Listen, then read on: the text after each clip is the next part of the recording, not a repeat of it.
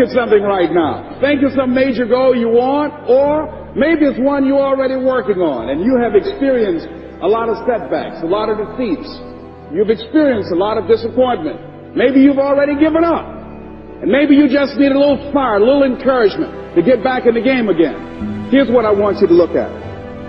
There are winners, there are losers, and there are people who have not discovered how to win. And all they need is some coaching.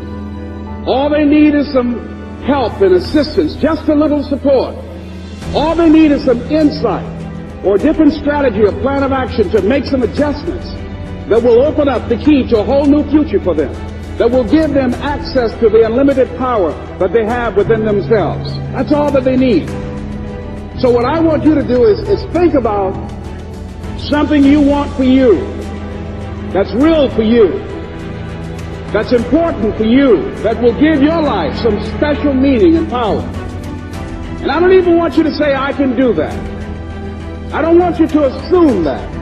See, 5 years ago when I started out in this area, I would not have been able to make the mental leap that I would be up to where I am right now.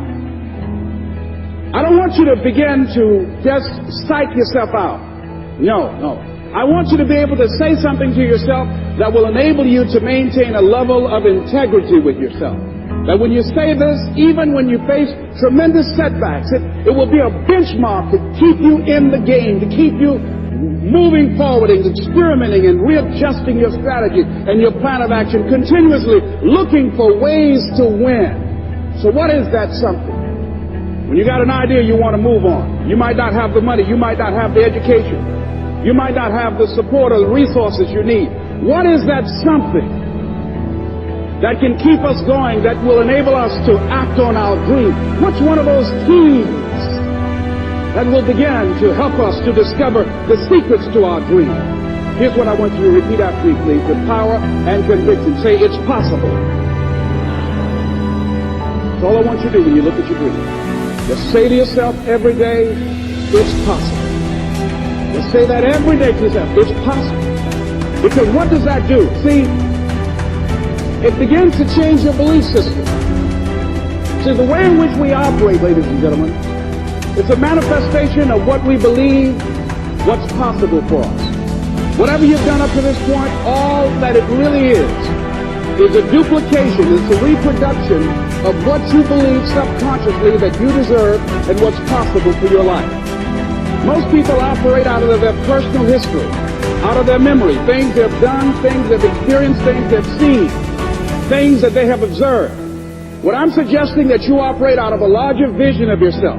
I want you to see yourself doing what you want to do, experiencing what you want to experience, having what you want to have, doing what it is that gives your life some meaning and value. Operate out of your imagination, not your memory. Because whenever you look at where you want to go, I'm wanting to warn you, you will have some conversation back here after you go through the data that you've experienced in life saying you can't do it. And so what you want to begin to do is ignore that inner conversation. Well, most people, ladies and gentlemen, when something happens to them, what they do is they begin to believe that that's the way it is. That's the way it's always been. And they can't see the possibility of it being any different. Example.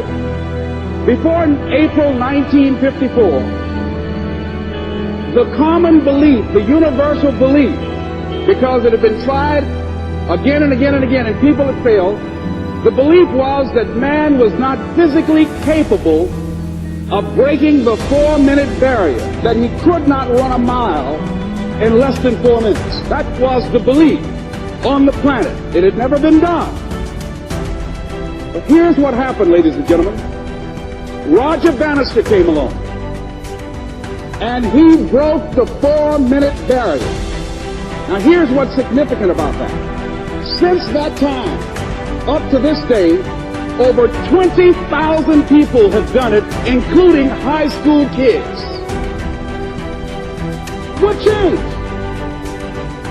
20,000 people, what changed? Here's what happened when they got on the track.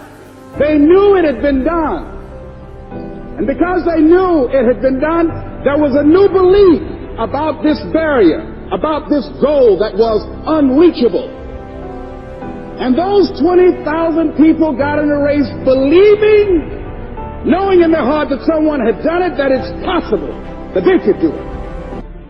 And I'm saying that if you know anybody that had some goal, some dream, something they wanted to do, and they did it, then I'm saying that you know in your heart that if someone has done it, then you can do it. It's possible. And that if someone can make their dream become a reality, that it's possible that you can make your dream become reality. And so as you begin to look at where you want to go, beginning to embrace that, it's possible. I'm blessed and highly favored. I've got a lot going for me. I've got some good stuff in me. And it's possible that I can bring my greatness out here in the universe.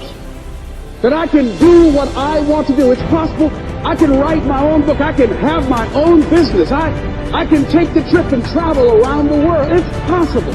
I can bounce back from adversity and reinvent my life. It's possible. Regardless of where I am, that things can get better for me. It's possible. I'm thinking about two men right here in Chicago who were fairly successful, similar background, educated.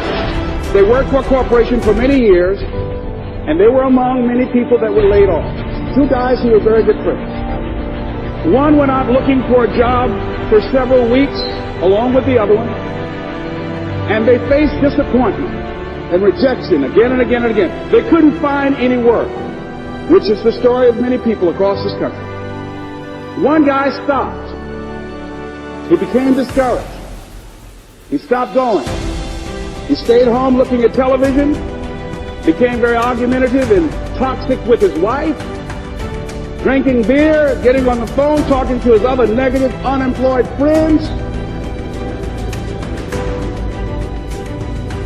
And he just gave up. The other guy kept looking for a job everywhere he could go. Every time he could get an opportunity, kept asking people, networking, checking the newspapers every day. Kept going everywhere he could, trying to find a job. You have too much education. You're overqualified. You won't be here long enough. He kept going. He kept going. He went to a place and said, look here, I tell you what, if you can't hire me, and I know you can use my talents, abilities, and skills, I don't want to sit home and do nothing. Just let me do some volunteer work. You don't have to give me anything, all right? I just want to work. I want to be busy. The guy said, okay, it's on you now, but don't expect me to give you anything. It's okay. This guy came in and worked. He was the first one there. The last one to leave was the best employee there. About 4 weeks later, one of the top managers quit. They were looking for a replacement. Guess who they selected? This other guy. This guy who was volunteering his time. He got the job. What was the difference between the two men? Eyesight and mindsight. Eyesight is judging on what you see. Judging according to appearances. But mindsight is how you interpret what you see. One guy said, it's not possible, it's over, I'm finished. I can't do it. I can't make it. He surrendered. I've faced rejection again and again. I'm not going anymore. There are no jobs out there.